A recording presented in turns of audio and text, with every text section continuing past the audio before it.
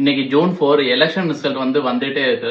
இப்போ ஜூன் 4 அன்னைக்கு பாத்தீங்கன்னா மோடிஜி அமித்ஷாஜியும் பாத்தீங்கன்னா நிப்டி பாத்தீங்கன்னா புதுசா ஆல் டைம் ஐ போகும்னு சொல்லியிருந்தாங்க.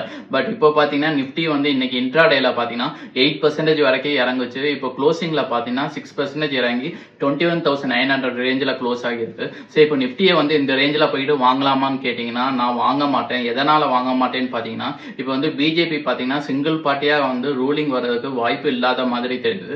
ஸோ கண்டிப்பா அவங்களோட அலையன்ஸ் என்டிஏவோட தான் அவங்க கூட்டணி வச்சு அவங்க இது பண்ண ரூலிங் பண்ண முடியும்.